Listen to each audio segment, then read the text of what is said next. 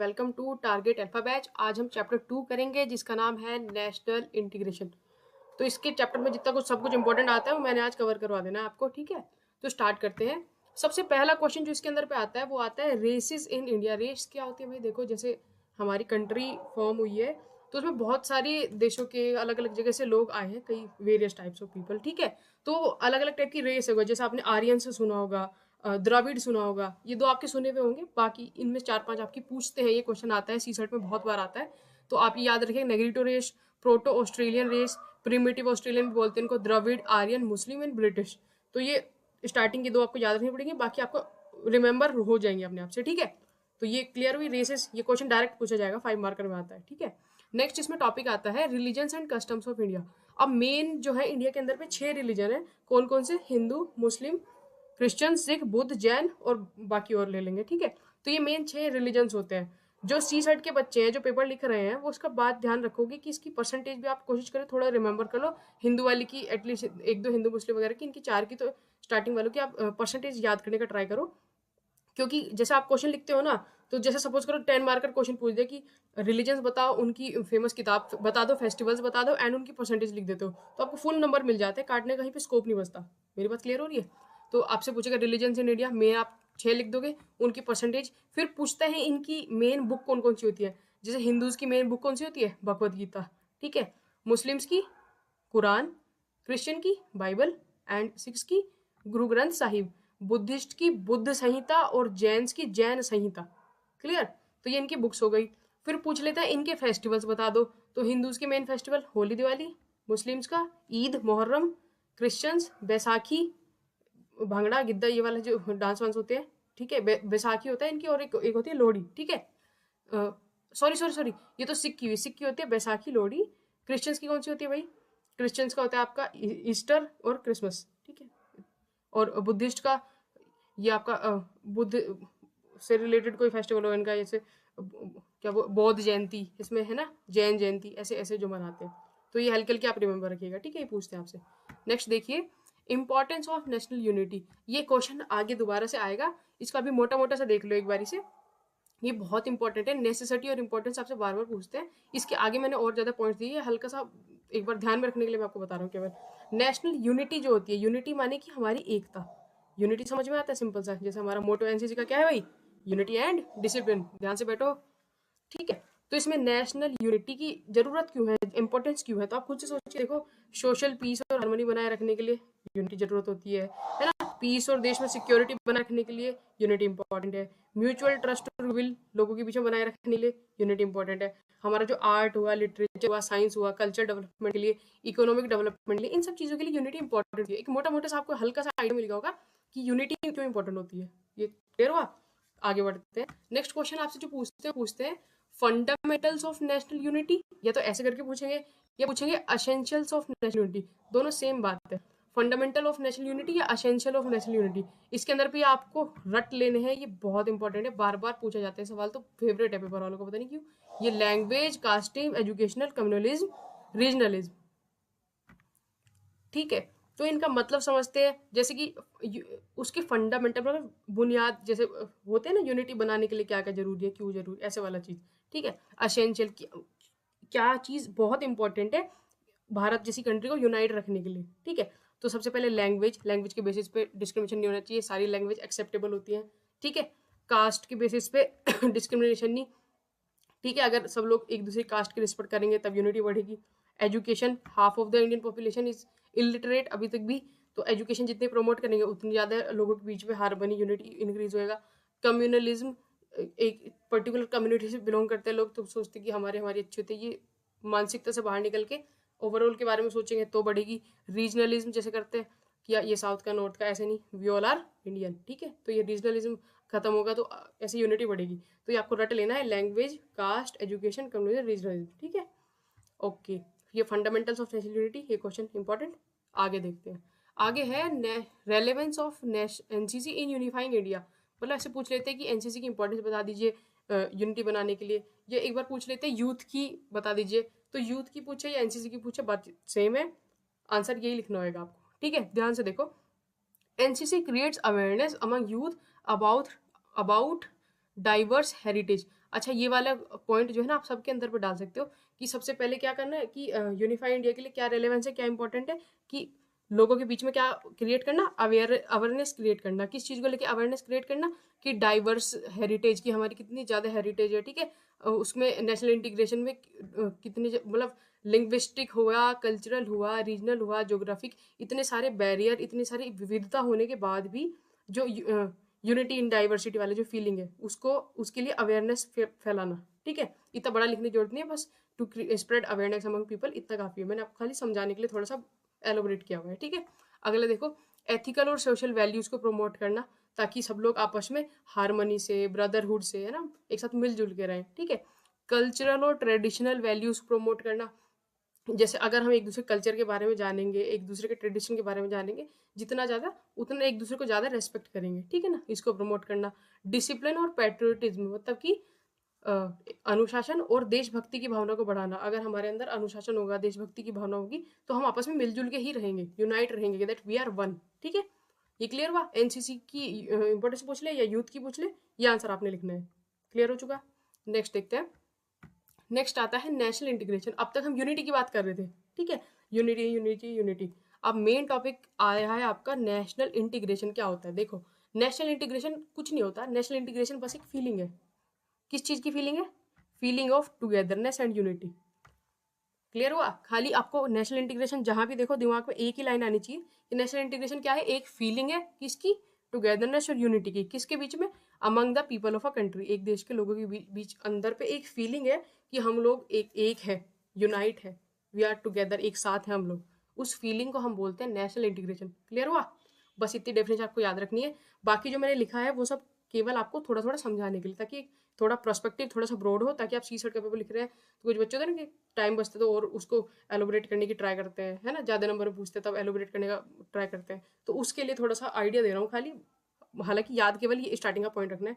National integration क्या है? Feeling, ठीक है। देखो, इट ऑल्सो मीन्स, मतलब आप ये वाली डेफिनेशन भी लिख सकते हो। It also mean an atmosphere in which all citizen irrespective of their caste, religion, region, live together peacefully. इसका मतलब ये भी होता है, नेशनल इंटीग्रेशन का मतलब ये भी कह सकते हो आप कि जो सारे नागरिक हैं एक देश के, वो अलग अलग कास्ट, रिलीजन, रीजन के होने के बावजूद एक साथ मिलजुल कर रहे पीसफुली। बात तो बराबर ही है, बस कहने का थोड़ा सा सेंस अलग हो गया, ठीक है। एक और देखो, एक और डेफिनेशन लिखी है मैंने। It refers to integration in all respect, मतलब ये इंटीग्रेशन होना चाहिए हर रिस्पेक्ट में। क्या? सोशल भी, पॉलिटिकल भी, इकोनॉमिक भी और इमोशनल भी, है ना। तभी तो सारे लोग आपस में मिलजुल के रहेंगे। उनको फीलिंग आएगी हम इकोनॉमिकली इंटीग्रेटेड है ना, एक दूसरे पे डिपेंडेंट है, इमोशनली एक दूसरे पे डिपेंडेंट है, ऐसे करके। तो फीलिंग जो है ये इंटीग्रेशन की होती है। क्लियर। वो कहने का भाव अलग अलग है, बात तो सेम ही है, ठीक है। एक देखो लास्ट और डेफिनेशन कि in an integrated country people share common goals. जो इंटीग्रेटेड कंट्री होते हैं ना, उनका कॉमन गोल होता है। उनका ऐसा नहीं होता कि कोई एक सक्सेसफुल हो रहा है तो हमारा क्या होगा। उनका मेन एक एम होता है कि हाँ ठीक है, कोई सक्सेसफुल हो रहा है, इसका मतलब हमारी कंट्री आगे बढ़ रही है, हमारी कंट्री की ग्रोथ कर रही है, हमारी कंट्री का जीडीपी इंक्रीज हो रहा है। तो ये वाली जो फीलिंग होती है, ये नेशनल इंटीग्रेशन प्रमोट करती है, ठीक है। दे ऑल वर्क टुगेदर, वो साथ में काम करते हैं, कोऑपरेटिव होते हैं एक दूसरे के, है ना। किस चीज़ के लिए? प्रोस्पेरिटी ऑफ द नेशन, ताकि हमारा देश जो है आगे बढ़े। क्योंकि एक इंसान कामयाब होएगा, दो होंगे, तो उससे हमारा ओवरऑल क्या होता है, हमारा देश आगे बढ़ रहा होता है। क्लियर हुई बात। नेशनल इंटीग्रेशन समझ में आ गया। क्या होता है national integration? Feeling of togetherness, unity among people of a country, ठीक है। अगला देखिए, जो मैंने आपसे कहा था ऊपर, एक छोटा सा आइडिया दिया था मैंने आपको, इंपॉर्टेंस एसेंशियल ऑफ यूनिटी। अब वही यूनिटी का आ जाएगा importance and importance of national integration. ये क्वेश्चन पेपर में पूछा जाता है। सी शर्ट में 5 पॉइंट इसमें से कोई पूछते हैं, कोई 5 पॉइंट्स आपको इसमें से लिखने होंगे। बट आपकी नॉलेज के लिए पूरा, अगर 10 मार्कर में आ गया तो भैया 10 पॉइंट लिखने पड़ जाएंगे। तो उसके लिए इसको याद करके चले जाइएगा, है ना। ध्यान से एक बार देख लो, याद अपने आप हो जाएगा, ठीक है। एक बार समझ लोगे तो याद हो जाएगा, ठीक है। ध्यान से देखो। सबसे पहले नेशनल इंटीग्रेशन क्या था, ठीक है, डेफिनेशन क्लियर हो गया आपको। अब ये इंपॉर्टेंट क्यों है? सबसे पहले है मेंटेन करने के लिए sovereignty and territorial integrity of nation. Sovereignty क्या होता है? सॉवरेनिटी मतलब होता है कि हमारा जो कंट्री है वो किसी और पर डिपेंडेंट नहीं है, वो खुद पर ही डिपेंड है, उसको सॉवरेनिटी बोलते हैं। तो हमारे देश की सॉवरेनिटी मेंटेन करने के लिए, टेरिटोरियल इंटीग्रिटी मेंटेन करने के लिए नेशनल इंटीग्रेशन जरूरी होता है, ठीक है। एक कंट्री की पीस और हारमोनी मेंटेन करने के लिए, है ना, वहाँ पे शांति बनी रहे, आपस में लोग लड़ाई ना करें, दंगे ना करें, पीस बनी रहेगी, शांति बनी रहेगी, उसके लिए नेशनल इंटीग्रेशन जरूरी होता है, ठीक है। किसके लिए होता है? और फिर growth and development of the nation. अगर सारे लोग आपस में मिलजुल के प्यार से रहेंगे तो हमारा क्या होगा ओवरऑल, अभी बताया था, जो नेशन है उसकी ग्रोथ होएगी, उसका डेवलपमेंट होएगा। कैसे होगा भाई growth and development? Growth and development की बात जहाँ भी आएगी तो सबसे पहले हमको भाई पढ़ाई लिखाई करनी पड़ेगी। तो इससे क्या होगा? इरेडिकेशन, इरेडिकेशन होता है खत्म होना, ठीक है, आप एबोलिशन भी लिख सकते हो, कोई दिक्कत नहीं है। Eradication of poverty and illiteracy, जो गरीबी होएगी और जो अनपढ़ता होगी वो खत्म होगी, क्योंकि लोग आपस में मिलजुल के रहेंगे, एक दूसरे का सहयोग करेंगे जब, ठीक है। अगला है, इससे क्या होगा? Internal security, law and order maintain रहेगा, है ना, सब लोग पढ़े लिखे होंगे, गरीबी नहीं होगी, तो जो चोरी चकारी है सब कुछ है ना, लॉ एंड ऑर्डर मेंटेन रहेगा, लोग उल्टे सीधे काम करेंगे। क्लियर हुआ? रिलेटेड एक दूसरे से ना, जैसे पेपर में लिखे रहेंगे तो एक से रिलेट होगा, आपको दूसरे से याद आते रहेंगे। बात समझ रहे हो? इससे क्या होगा? कल्चरल और रिलीजियस डेवलपमेंट होगा, सबकी ग्रोथ होगी तो क्या होगा? कल्चरल और रिलीजियस डेवलपमेंट होएगा। और कौन सा टाइप का डेवलपमेंट होएगा? इकोनॉमिक और इंडस्ट्रियल डेवलपमेंट भी होने वाला है, ठीक है। इससे क्या होगा? जैसे इकोनॉमिक और इंडस्ट्रियल डेवलपमेंट हो रहा है तो क्या होगा कि हम फॉरेन एक्सचेंज को भी अट्रैक्ट कर पाएंगे, है ना, इम्पोर्ट एक्सपोर्ट हमारा बढ़ जाएगा, ठीक है। हम हमारा जो है टेक्नोलॉजी ट्रांसफर इंक्रीज हो जाएगा दूसरे देशों के साथ, है ना। ये तीनों देख रहे हो आप? इकोनॉमी से रिलेटेड पॉइंट्स आ गए तीनों के तीनों। इकोनॉमिक ग्रोथ होगी, फॉरेन इन्वेस्टमेंट अट्रैक्ट होगा, टेक्नोलॉजी एक्सचेंज अच्छे से हो जाएगी। इन तीन चीज़ों से क्या होगा? हमारे देश का बोलबाला हो जाएगा चारों चारों तरफ, ठीक है। तो वही डिग्निटी और सेल्फ रिस्पेक्ट बढ़ेगी नेशन की, है ना। वेलफेयर और वेलबींग बढ़ेगा पीपल का, लोगों का फायदा ही होगा, भला होगा, इसमें सीधी सी बात है, ठीक है। हमारे जो फॉरेन रिलेशन है दूसरी कंट्रीज के साथ में, दूसरे नेशंस के साथ में, वो बहुत स्ट्रॉन्ग हो जाएंगे। क्लियर हुआ? इसमें से कोई 5-10 पॉइंट आपको याद रखने हैं। आप बिल्कुल पीसफुली ध्यान से एक बार दोबारा से सुनो, बहुत पीसफुली बैठ के ध्यान से सुनो मैंने क्या बोला। नेशनल इंटीग्रेशन की इंपॉर्टेंस क्या क्या है? सबसे पहले हमारी सॉवरेनिटी और इंटीग्रिटी बनी रहेगी, ठीक है। उससे क्या होगा? इंटीग्रिटी बनी है हमारी, पीस और हारमनी इंक्रीज होगी, ठीक है। किसी देश में पीस और हारमनी है तो वहाँ पे ग्रोथ होगा, डेवलपमेंट होगा। अब जैसे ग्रोथ और डेवलपमेंट की बात कही तो हमारा होएगा कि अच्छा ग्रोथ और डेवलपमेंट करने के लिए क्या चाहिए कि पहले गरीबी और सबको पढ़ाना लिखाना पड़ेगा, ठीक है ना। तो इरेडिकेशन ऑफ पॉवर्टी और इलिटरेसी, ठीक है। उससे क्या होगा? जब लोग पढ़े लिख जाएंगे, समझदार हो जाएंगे, तो लॉ एंड ऑर्डर मेंटेन रहेगा, ठीक है। उसके बाद क्या होगा कि कल्चर और रिलीजियस डेवलपमेंट होएगा। डेवलपमेंट दूसरे टाइप का एक और डेवलपमेंट होएगा आपका इंडस्ट्रियल और इकोनॉमिक डेवलपमेंट होने वाला है। अब इकोनॉमिक डेवलपमेंट हो रहा है तो हम फॉरिजन जो चीज़ें हैं फॉरिजन इन्वेस्टमेंट को अट्रैक्ट करेंगे, ठीक है। टेक्नोलॉजी ट्रांसफर होएगा, इससे क्या होगा? हमारी कंट्री का डिग्निटी और सेल्फ रिस्पेक्ट बढ़ेगा, लोगों का वेलबींग वेलफेयर बढ़ेगा, ठीक है। हमारा जो फॉरेन रिलेशन है दूसरे कंट्रीज के साथ में वो स्ट्रांग होंगे। मेरे ख्याल से बिल्कुल क्लियर हो चुका, ठीक है। नेक्स्ट पॉइंट देखते हैं।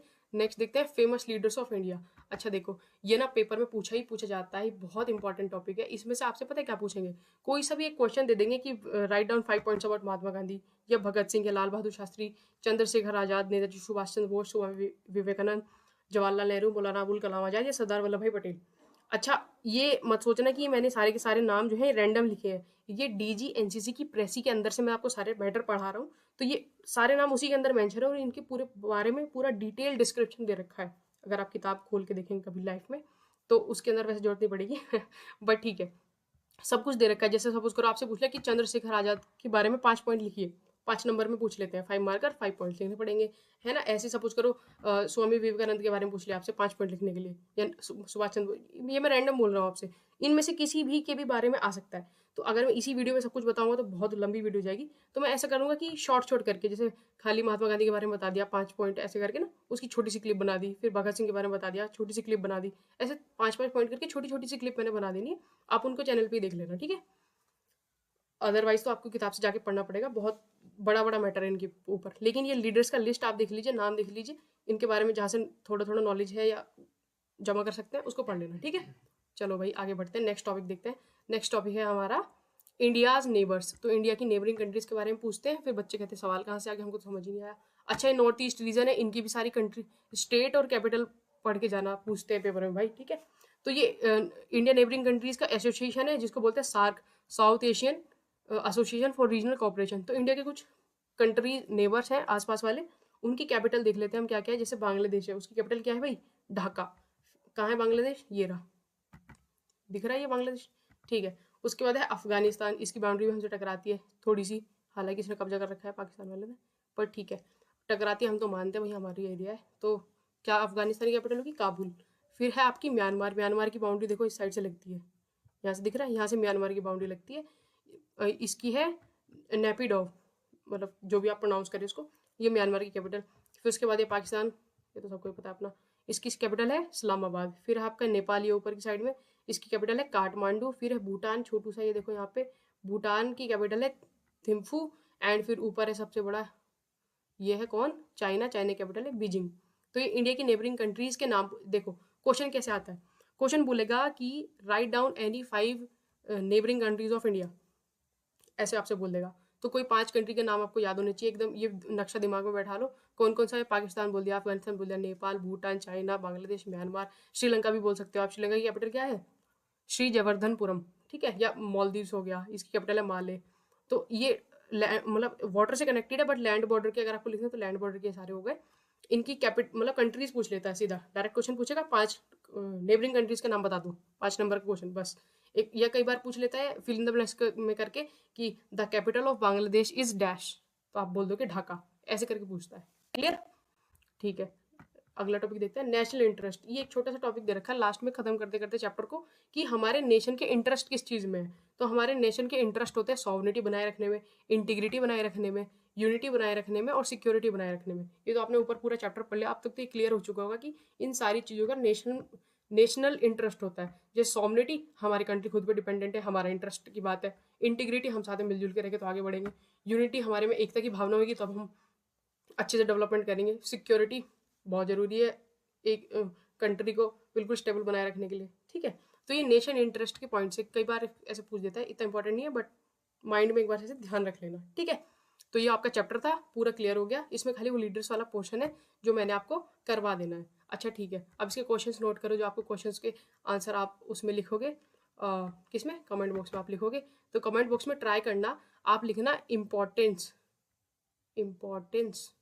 ऑफ नेशनल इंटीग्रेशन के पॉइंट्स, कोई भी 5 जो आपको याद हुए, मतलब पीछे जाके आप दोबारा चीटिंग कर सकते हो, पर ठीक है खुद से ट्राई करना कि नेशनल इंटीग्रेशन कितने पॉइंट्स आपको याद है, कि इंपॉर्टेंस ऑफ नेशनल इंटीग्रेशन के इतने सारे पॉइंट्स थे, कोई 5 ध्यान हो पाए, कोई 5 ध्यान रख पाए आप याद, उनको आप कमेंट बॉक्स में लिख दीजिएगा, ठीक है।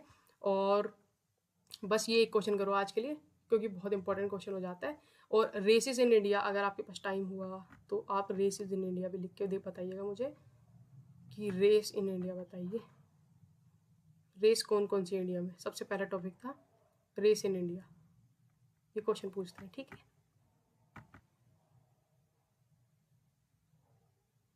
ओके ठीक है, तो ये आप कमेंट बॉक्स में मुझे लिख के बताइएगा। ये क्वेश्चन मैं खाली इसलिए दे रहा हूँ कि ताकि आपको अपनी नॉलेज चेक हो कि हमने इतना ध्यान से देखा वीडियो कि नहीं देखा, कि हमें नेशनल इंटीग्रेशन के पॉइंट याद हुए कि नहीं हुए, रेसिस हमें कुछ याद हुई कि नहीं हुई, 4-5 लिख दीजिएगा, ठीक है। अच्छा ठीक है, आज के लिए इतना ही, मिलेंगे नेक्स्ट वीडियो में, तब तक के लिए जय हिंद।